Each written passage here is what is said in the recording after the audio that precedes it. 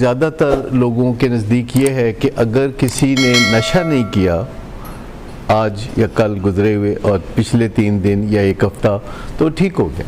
اگر کریونگز ہیں جو کہ بار بار بے چین کرتی ہے تو ٹھیک ہونے کا مطلب جو کہ سبجیکٹیو ہے، سبجیکٹیو مطلب ٹھیک ہونے کا کچھ اور ہے، آبجیکٹیو کچھ اور ہے. آبجیکٹیو کا مطلب یہ ہے کہ اگر ہم کہتے ہیں کہ بندے نے 6 مہینے سے نشہ نہیں کیا تو یہ آبجیکٹیو ہے. یعنی آبجیکٹیو وہ چیز ہوتی ہے جسے ناپا جا سکے، جسے تولا جا سکے، جسے دیکھا جا سکے، جس کے بارے میں کوئی ابہام نہ ہو. لیکن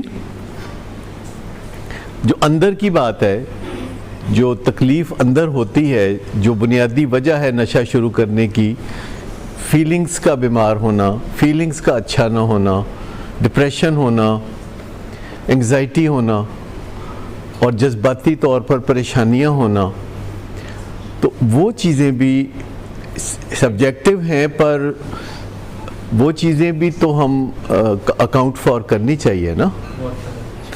اور بہت ساری چیزیں ہیں جن کو ہم آہستہ آہستہ ٹینجیبل بنا رہے ہیں. دنیا میں بہت ساری چیزیں ہیں جن کو ہم ٹینجیبل بنا رہے ہیں. مجھے بتائیے کہ آج کا روزہ کتنے وقت پہ افطار ہوگا؟ 6:45 ٹھیک یا 6:46؟ ہم اس طرح بات کر رہے ہیں. کیا 500 سال پہلے ہم ایسے بات کر سکتے تھے؟ نہیں. تو کیا ہوتا تھا کہ روزہ کب افطار ہوتا تھا؟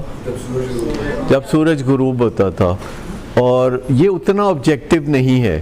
اگر بادل آئے ہوئے ہیں یا آپ کسی ایسی جگہ پر ہیں جہاں سورج جو ہے وہ نظر ہی نہیں آ سکتا، کوئی سامنے پہاڑ ہیں یا کچھ اور چیزیں ہیں، تو کسی بھی علاقے میں جیسے آج ہم کہتے ہیں کہ 6:46 پر آج کا روزہ افطار ہوگا، تو یہ جو ٹائم ہے، ٹائم پہلے سبجیکٹیو ہوتا تھا. لوگ کہتے تھے شام کو ملیں گے. آج لوگ کہتے ہیں کہ ان کی فلائٹ 7:01 پر ہے. تو یہ فرق آ گیا نا. تو ٹائم کو انہوں نے پہلے گھنٹوں میں تقسیم کیا. شروع میں ہم کہتے تھے کہ صبح، دوپہر، شام. پھر ہم نے اس کو سپہر، آفٹرنون اور اس طرح کے نام دینے شروع کیے. پھر ہم نے کہا کہ 6 بجے، 5 بجے، 7 بجے، اس طرح. پھر منٹوں کی باری آئی. پھر اس کے بعد سیکنڈوں کی باری بھی آئی. پھر سیکنڈوں کو بھی فردر تقسیم کر لیا گیا. تو ٹائم جیسی چیز کو ٹینجیبل بنا دیا گیا. جیسے ہمارے جسم میں تندرستی کا ایک پہلو ہے، اسی طرح ہماری سوچ میں اور احساس میں بھی تندرستی کا پہلو ہے. اور ہم ہر روز اس کیفیت میں سے گزرتے ہیں کہ رات کو اگر ہم بہت ڈپریشن بھی محسوس کر رہے ہوں تو صبح اٹھتے ہوئے ہم اچھا محسوس کر رہے ہوتے ہیں، اور دوپہر کو پھر کوئی ہمیں تنگ کرتا ہے تو پھر ہم برا محسوس کرتے ہیں. اور اسی طریقے سے اگر کوئی نشہ استعمال کرتا ہے اپنے موڈ کو صحیح رکھنے کے لیے اور پھر وہ نشہ استعمال کرنا چھوڑ دیتا ہے، تو کیسے وہ دوبارہ صحیح محسوس کرے گا؟ کیونکہ وہ نشہ کرنے سے پہلے بھی برا محسوس کرتا تھا، اسی لیے تو اس نے نشہ کیا. تو اس کا مطلب ہے کہ اس کو اچھا محسوس کرنے کے گر سیکھنے. بیماریوں کی وجہ سے ہم اپنی ترجیحات یعنی پرائرٹیز میں فرق لاتے ہیں، اور پھر ہمیں ذرا سی بہتری نظر آتی ہے تو ہم کمفرٹیبل محسوس کرنے لگتے ہیں. اور یہ جو انسانوں کے ساتھ یہ چیز ہے کہ ذرا انہیں کہیں سے کوئی امید کی کرن نظر آئے تو وہ فوراً غفلت کرنا چاہتے ہیں. یہ کورونا کے معاملے میں آپ دیکھ لیجئے کہ باقاعدہ اب ریسرچ ہوئی ہے کہ جس دن یہ خبر آئی تھی کہ پہلی دفعہ جس دن یہ خبر آئی تھی کہ ویکسینیشن بن گئی ہے کہیں، اسی دن لوگوں نے غفلت کرنا شروع کر دی تھی. پھر غفلت کو اگلا گیئر لگایا لوگوں نے اس دن جس دن ان کو پتہ چلا کہ ویکسین آ گئی ہے، بالکل اویلیبل ہے. پھر انہوں نے غفلت کو اگلا گیئر لگایا جب انہوں نے ویکسین کی پہلی ڈوز لگوائی. پھر غفلت کو دوسرا گیئر لگوایا جب انہوں نے دوسری ڈوز لگوائی. حالانکہ پہلی اور دوسری ڈوز لگوانے کے بعد کرونا کے امکانات بڑھ جاتے ہیں، کیونکہ ولنریبل ہوتا ہے بندہ، یہ ایک بیماری کریٹ کی جاتی ہے جسم میں جسے ویکسینیشن کہا جاتا ہے، اور اس کے بعد تو تھوڑا چھپ جانا چاہیے۔ غفلت سے مسائل ہوں گے، اور کوئی بھی انسان غفلت کرے گا تو اس کو اس کا نتیجہ ہوگا بھگتنا، چاہے اس کے پاس معقول وجہ ہو۔ ایک بات تو یہ ہے۔ دوسری بات یہ ہے کہ سب مریضوں کے ساتھ ایسے نہیں ہوتا۔ اس کو ہم امراض منشیات کہتے ہیں، امراض منشیات۔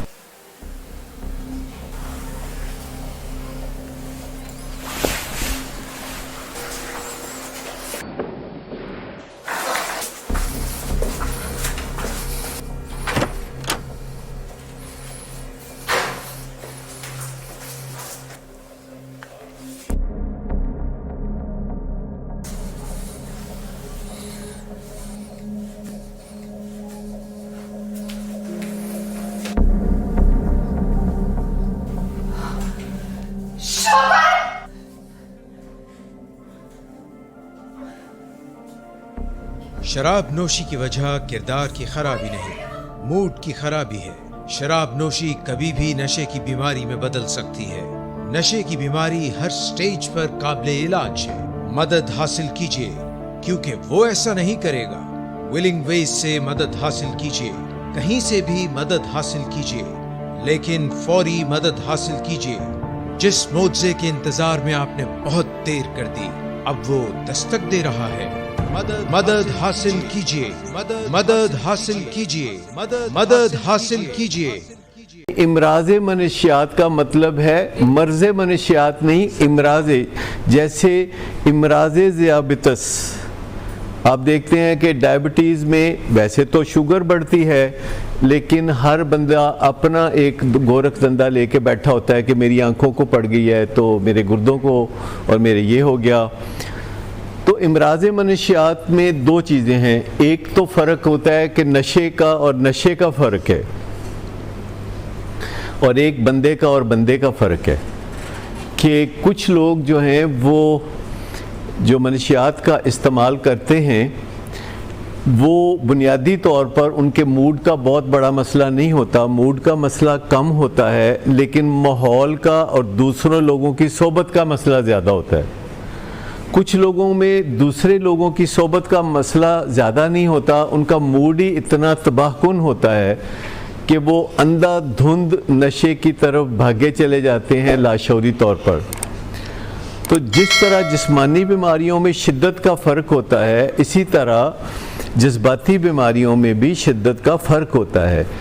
جذباتی بیماریاں، آپ پہلی دفعہ شاید یہ لفظ سن رہے ہوں گے، نفسیاتی بیماریوں کا آپ نے لفظ سنا ہوگا، اور ایک جذباتی بیماریاں اور ایک اعصابی بیماریاں، کیا ان تینوں میں آپ فرق سمجھتے ہیں؟ نشے کی بیماری کا ان تینوں سے تعلق ہے، تینوں سے ہی تعلق ہے، جذباتی بیماری، نفسیاتی بیماری اور اعصابی بیماری۔ اعصابی بیماری ہوتی ہے ہارڈ ویئر کی بیماری، جیسے برین ڈس آرڈر، جیسے برین کے اندر کوئی مسئلہ ہونا۔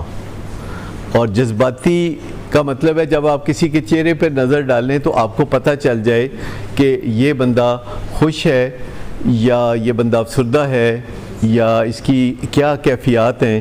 صرف چہرے پہ نظر ڈالنے سے جو پتہ چلتا ہے یہ جذباتی معاملات ہوتے ہیں، اور ان کو افیکٹ کہا جاتا ہے۔ سائنس کی زبان میں ان کو افیکٹ کہا جاتا ہے، جس کے اوپر بہت زیادہ بھروسہ کرتے ہیں معالج۔ جی، اگر بچہ سگریٹ پیتا ہے مگر موڈ کو صحیح رکھنے کے لیے کیا اس کو ساتھ میڈیسن لے سکتا ہے؟ جب وہ سگریٹ پیتا ہے تو وہ موڈ کو صحیح رکھنے کے لیے پیتا ہے نا۔ پہلے تو اس کا بھروسہ ہونا چاہیے پراپر میڈیسن کے اوپر، ڈرگز کے اوپر نہیں، میڈیسن کے اوپر۔ ڈرگز وہ ہوتی ہیں جو کہ وہ خود سے چناؤ کرتے ہیں، اور ان میں کچھ اللیگل ہوتی ہیں، کچھ لیگل ہوتی ہیں۔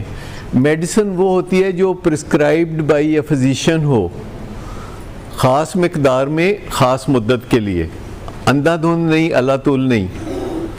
لیکن اگر کوئی سگریٹ پیتا ہے تو اس کا مطلب ہے کہ اس کا بھروسہ اب بھی ڈرگز پہ زیادہ ہے اور اس کا ایمان ابھی علاج پر نہیں آیا. اگر کوئی ڈیفالٹر ہے تو وہ کیوں دبائے؟ سب سے پہلی تو نظر ہونی چاہیے اس چیز پہ کہ اگر کوئی ڈیفالٹر ہے تو وہ دباتا کیوں ہے. سب سے وجہ اس کی یہ ہے کہ وہ بہت عرصے تک پہلے کام کرتا ہے اور آپ کو بتاتا ہے کہ آپ ڈیفالٹر ہیں, آپ نے کوئی کوتاہی کی تھی, آپ نے کوئی کمی کمزوری کی تھی, آپ نے میرے حقوق نہیں پورے کیے تھے, آپ نے میرا خیال نہیں رکھا تھا, آپ نے بچپن میں مجھے پیار نہیں کیا تھا, آپ سب نے مل کے مجھے تباہ کر دیا ہے. تو پہلے وہ یہ بات اسٹیبلش کرتا ہے اور زیادہ تر فیملی بار بار سننے کی وجہ سے مان لیتے ہیں. آج سے 25 سال پہلے ایموشنل ایجوکیشن کا لفظ ایجاد نہیں ہوا تھا. جیسے کمپیوٹر لٹریسی آپ نے سنا ہوگا, کچھ پچھلے 40 سال سے کمپیوٹر لٹریٹ ہونا, اسی طرح ایموشنلی لٹریٹ ہونا 25 سال سے پہلے کسی کو پتہ نہیں تھا, کسی کتاب میں نہیں لکھا تھا کہ ایموشنل لٹریسی بھی کوئی چیز ہوتی ہے. ایموشنل لٹریسی ابھی بھی گھروں میں نہیں ہے. اگر کوئی کسی کو ڈپریشن ہو اور وہ باتیں کرے, اس قسم کی مایوسی کی باتیں کرے, تو لوگ کہتے ہیں کہ یہ ناشکر ہے. اگر وہ مرنے کی باتیں کرے یا اس طرح کی باتیں کرے تو لوگ اس کو جھٹک دیتے ہیں کہ تم بہت کوئی ناشکر آدمی ہو. یہ ایموشنل لٹریسی نہ ہونے کی نشانی ہے. اور انسان کو ڈپریشن بیرونی وجوہات سے بھی ہو سکتی ہے اور اندرونی وجوہات سے بھی ہو سکتی ہے. اس میں سے زیادہ ڈینجرس وہ ہے جو اندرونی وجوہات سے ہوتی ہے. جو بیرونی وجوہات سے ہوتی ہے وہ اتنی ڈینجرس نہیں ہوتی اور وہ میڈیسن کے بغیر بھی ٹھیک ہو جاتی ہے.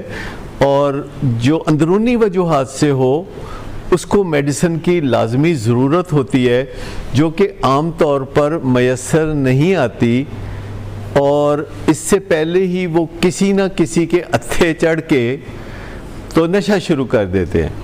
اور اس میں جب انسان جذباتی طور پر بیمار ہوتا ہے تو اس کے سر پہ سینگ نہیں نکلتے.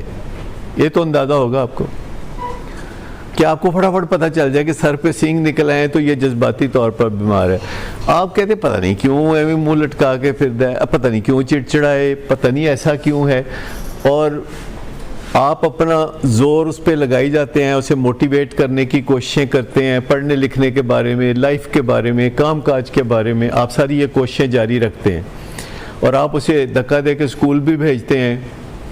اور اگر وہ ہوم ورک نہ کرے تو زور دیتے ہیں کہ ہوم ورک کرو, اگر پھر بھی نہ کرے تو آپ خود اس کا ہوم ورک کر دیتے ہیں. پھر وہ کلاس میں جا کے بیٹھتا ہے تو ٹیچر اس کے اوپر دباؤ ڈالتا ہے. لیکن وہ جو جذباتی بیماری ہے اس کی, وہ پھر آخرکار کوئی پہچانتا ہے جو اس جگہ سے گزرا ہوا ہے, اس تکلیف سے گزرا ہوا ہے, اور کلاسوں سے بھاگتا ہے اور اسکول سے بھی بھاگتا ہے, تو پھر آخرکار وہ اس کا دامن پکڑ لیتا ہے جا کے کہ تم میرے گرو ہو تو تم مجھے سکھاؤ. ہر وقت عام طور پر یہ دیکھا گیا ہے کہ نشہ کرنے والے کا کوئی گرو ضرور ہوتا ہے, چاہے باقاعدہ اس کو پگ تولیہ اور گڑ نہ بھی دیا ہو تو.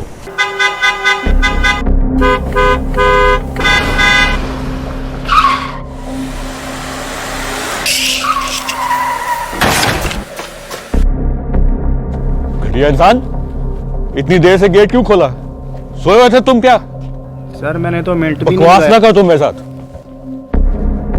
کیا کر رہے ہیں آپ؟ ابا جی گھر پہ ہیں, نشے میں گالیاں دے رہے ہیں. خدارا ہوش میں آئے, کیا ہو گیا آپ کو؟ ہوش میں کیسے آؤں؟ سارا کیا دھرا انہی کا تو ہے. شراب نوشی کی وجہ کردار کی خرابی نہیں, موڈ کی خرابی ہے. شراب نوشی کبھی بھی نشے کی بیماری میں بدل سکتی ہے.